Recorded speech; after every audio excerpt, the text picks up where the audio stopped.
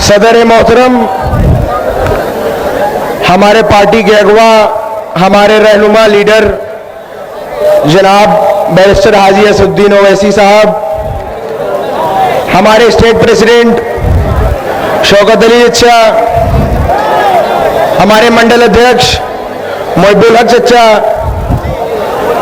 हमारे जिला अध्यक्ष शाह आलम चचा और भी हमारे पार्टी के जितने पदाधिकारी हैं यहाँ पर मौजूद, बड़े बूढ़े बुजुर्ग, हमारे नौजवान साथियों, अस्सलाम वालेकुम और आदाब।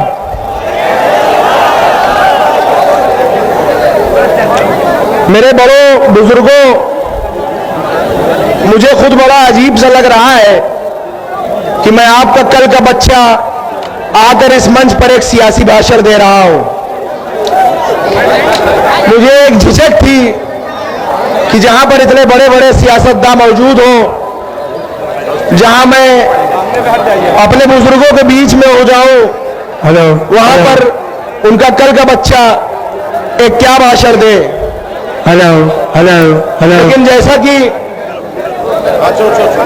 लेकिन जैसा कि मैं एक सियासी घर में पैदा हुआ और बड़ा हुआ, जो कि मैं एक तालिबे इल्म हूं, अभी एक स्टूडेंट हूं, लेकिन सियासी माहौल में रहा। और एक बात कहा जाता है कि मछली के बच्चे को कभी तैरना नहीं सिखाया जाता।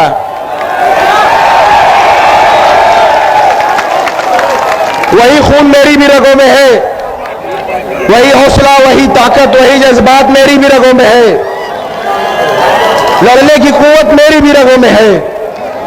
उसी बाप की औलाद हूं मैं भी।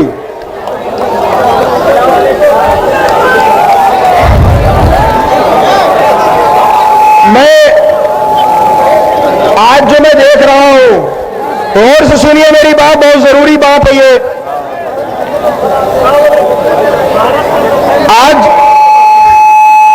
आज इतने दिनों से मैं देख रहा हूं और एक जमाने से देखता आ रहा हूं, और अपने अब्बा से बात करने के बाद, और उन्होंने कहा कि एक लीडर हिंदुस्तान में है, इतना अपडेटेड, इतना हाईली लर्नेड लीडर मैंने अपनी जिंदगी में नहीं देखा। इतना अप टू डेट रहने वाला लीडर मैंने अपनी जिंदगी में नहीं देखा। अमान, उसको दो, नहीं देखा। एक निजी वाकया बताऊं तो जब अब्बा जेल में थे, अभी गुजरात जेल में पहुंचे, उनको महज 2 साल से वो जेल में है गुजरात में। तो जब से वो गुजरात जेल में है, वो 2 ही चीज लाने को कहते हैं। एक अर्तुगरुल की सीरीज ले आ दो, कहते हैं कि एक अर्तुगरुल की सीरीज ले आ दो, और जनाब असदुद्दीन ओवैसी साहब की स्पीचेस ले आओ। यहां तक कि ये जुनून उनकी स्पीच को सुनने का कि जो जब सांसद थे उस समय के जो अब्बा के पीए थे, उनको दिल्ली में कहलाया कि जब मैं सांसद था और उससे पहले उस जमाने के जो असदुद्दीन ओवैसी साहब की स्पीचेस हैं वो मुझे पेन ड्राइव में करके जेल भेजो, ये तक कहलाया गया। तो जब मैंने अपने अब्बा की बात सुनी, असदुद्दीन ओवैसी साहब के बयानों को सुना, स्पीचेस को सुना, तो यह एहसास हुआ मेरा भी जो इल्म है, जो अक्ल इजाजत देती है, उस हिसाब से हमें समझ में आया कि हम आज तक ठगे जा रहे हैं। आज तक हम ठगे जा रहे हैं। जैसे कि कहा जाता है कि तुम्हारी फाइलों में गांव का मौसम गुलाबी है, मगर ये आंकड़े झूठे हैं, ये दावा किताबी है। समझ लीजिए कि इसी तरह से हम लोग ठगे जा रहे हैं और झूठ बोला जा रहा है। हम तो वो है जिन्होंने इतने साल वोट दिया है, हमारे आपके बाप दादाओं ने इनको वोट दिया है। अगर आज हम खुद वोट मांगने की बात कर रहे हैं तो हम क्या जुल्म कर रहे हैं? क्या जुल्म कर रहे हैं बताइए? अगर हम वोट मांग रहे हैं तो हम गलत कर रहे हैं। हमारे साथ अगर हमारे हिंदू भाई, मुसलमान सब साथ में हैं, हिंदू भाई हैं, सिख भाई हैं, ईसाई भाई हैं, उनको ये पार्टी अगर मौका देने की और उनको हिंदुस्तान को कॉन्स्टिट्यूशन पे चलाने में दखल देने की बात करती है, और सबको लेकर साथ चलने की बात करती है, तो अगर हम आजादी के 75 साल के बाद अगर हम अपना हक मांग रहे हैं तो क्या गलत कर रहे हैं? बहुत से लोग यहां उत्तर प्रदेश में और भी जगह हिंदुस्तानों में हमको कहते हैं वोट कटुआ। सुनिएगा, हमको कहते हैं वोट कटुआ। बीजेपी और आरएसएस ने पूरे हिंदुस्तान में हमें कटुआ कटुआ कह के सरकार बनाया है। सेंट्रल में कटुआ कटुआ कह के सरकार बनाया सेंट्रल में। अब ये यूपी में वोट कटुआ कह के सरकार बनाने जा रहे हैं। तो हम चलिए, अगर हम कटुआ कहलाए जाने से कभी शर्माए नहीं, हम कभी नहीं शर्माए, तो वोट कटुआ कहलाए जाने से क्या शर्माएंगे? कहते हैं ये लोग वोट कटुआ। और सबसे ज्यादा तकलीफ तब होती है जब अपने कुछ भाई भी उसी में शामिल हो जाते हैं। हम इधर 22% है 100 में हम 22% हैं। यहां कोई 7 है, कोई 8 है, कोई 10 है। हम वोट का समंदर है, वो वोट का नदी और नाला है। हम वोट का समंदर है, वो वोट का नदी और नाला है। तो क्या कभी समंदर को नदी और नाले रास्ता दिखाते हैं? कि नदी और नाले आके मिलते हैं समंदर में, आके ये मिलते हैं हमें, ना कि हम इनसे गुजरते हैं। ये अपने अंदर एक एहसास लाइए, कभी किसी से कम ना समझिए। एक नारा रखिए कि हम पर क्यों कटुओं का नारा है, अरे 100 में 22 हमारा है। हम पर क्यों कटुओं का नारा है, 100 में 22 हमारा है।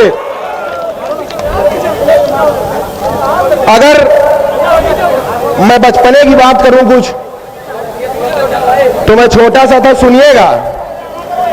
तो मैं छोटा सा था और स्कूल जाता था पढ़ने। 1 मिनट यार, भैया सुन लो, जरा सुन लो यार, बात ना करो, सुन लो। जब स्कूल में जाता था तो देखता था दीवारों में लिखा होता था कि तेल लगाओ डाबर का, नाम मिटा दो बाबर का। और लिखा होता था कि मुसलमानों तुम्हारा स्थान पाकिस्तान या कब्रिस्तान। तो ये मैं सोचता था कि ये किसको कहने की बात कर रहे हैं।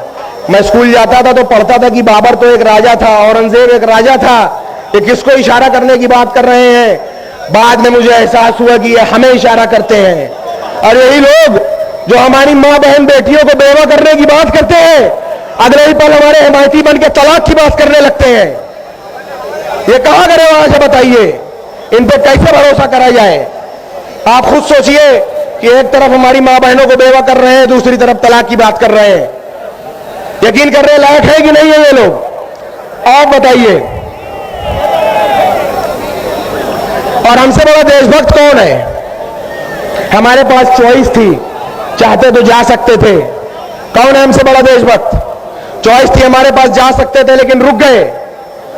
हम वो नहीं है जो कराची चले गए, उनमें से नहीं हम रुक गए। चाहते तो चले जाते बाप दादा हमारे, लेकिन नहीं गए, रुक गए। और हमारी पुश्तें यही दफन होंगी इंशाअल्लाह इसी मिट्टी में। ये हमसे वफादारी का सबूत मांगते हैं, वफादारी का सबूत मांगते हैं ये लोग। और ये भी सुन लें कि जरूरत पड़ेगी तो इसी मिट्टी के लिए कुर्बानी भी देने को हम हाजिर हैं, कुर्बानी भी देंगे हम। और हमारा मजहब भी सिखाता है कि जहां रहो उसके वफादार रहो, वफादार रहना जरूरी है। और ये अब्बा ने तब भी कहा था कि ये लोगों, ऐ सियासतदारों सुन लो, हम सीने पे गोली खाएंगे, मुरली मनोहर जोशी तुम सीने पे गोली नहीं खाओगे। ये अब्बा ने बोला था।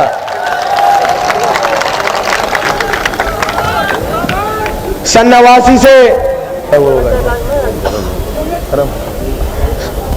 सन 89 से तारीख है कि आज तक किसी दंगे के वजह से, दंगे की आग के वजह से इलाहाबाद के आसपास का घर कभी किसी ने जलाया नहीं। ये तारीख गवाह है खुद में कि हमारे वालिद जब से विधायक बने तब से किसी दंगे ने किसी के घर को जलाया नहीं। आखिर जब घर जलाना हुआ तो सबसे पहले हमारा घर जलाया, हमारा घर तोड़ा। हमारा घर पूरा तोड़ के एक कर दिया, और ये तोड़ के ये हौसला तोड़ना चाहते हैं। इस बात को समझिएगा। ये कुछ कर ले, इन्होंने घर हमारा भले तोड़ा, लेकिन उन्हें हमारा हौसला नहीं तोड़ा, हमारी हिम्मत नहीं तोड़ी। वो बस एक ईंट की दीवार ही पहचान पाएंगे, बस न बसा न पाए एक घर जो वो घर के जान पाएंगे। हमारे हौसले की छांव में एक शहर बसता है। मेरे बच्चों को भी टूटी छतों का डर नहीं होता। तुम उन लोगों के साथी हो कि जिनके अनगिनत घर है, मैं उन लोगों का साथी हूं कि जिनका घर नहीं होता। हमारा वक्त आएगा, सुनो सच्ची कहानी है। हमारा वक्त आएगा, सुनो सच्ची कहानी है। हमारे और बदले की रिवायत भी पुरानी है। तैयार रहना कि एक एक ईंट जिस हाथों ने गिराई है, तैयार रहना कि एक एक ईंट जिन हाथों ने गिराई है, एक एक ईंट उन्हीं हाथों से वापस लगवानी है।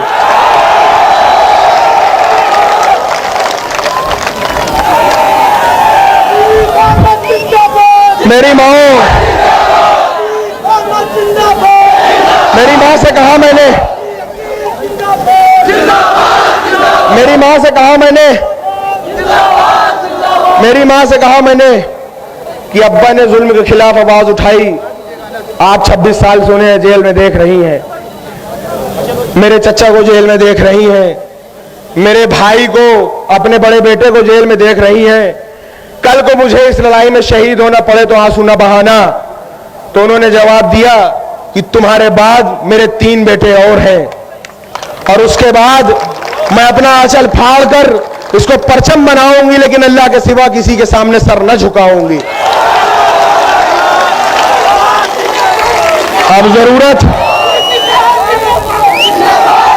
अब जरूरत हमें आपको है कि किसी की दलाली बाजारी न किया जाए, किसी का झंडा न उठाया जाए। झंडा उठाया जाए तो अपना झंडा उठाया जाए, बात की जाए तो अपनी बात की जाए, किसी और गैर की बात न की जाए। हमारे साथ अगर हक पे चलने वाले लोग हर तरीके से जुड़ने को तैयार हैं, तो हम वो लोग हैं जो हक के लिए जान दे सकते हैं, एक पल को नहीं सोचते। हम उनमें से हैं। आज के बाद ऐसा करिए कि कोई नेता ये न कहे कि जाओ लग जाओ काम करो। नेता ये कहे कि हमारे साथ जुड़ जाइए, काम कर लीजिए। ये ताकत बनाइए, अपने अंदर इकट्ठा होने की ताकत बनाइए। बहुत बहुत गुजारिश है आपसे कि इस संगठन को मजबूत करिए। और अब हमारी अम्मी अब्बा के भेजे हुए खत को पढ़ेंगी, जो अब्बा ने साबरमती जेल से अपने अवाम के लिए भेजा है। अस्सलाम वालेकुम।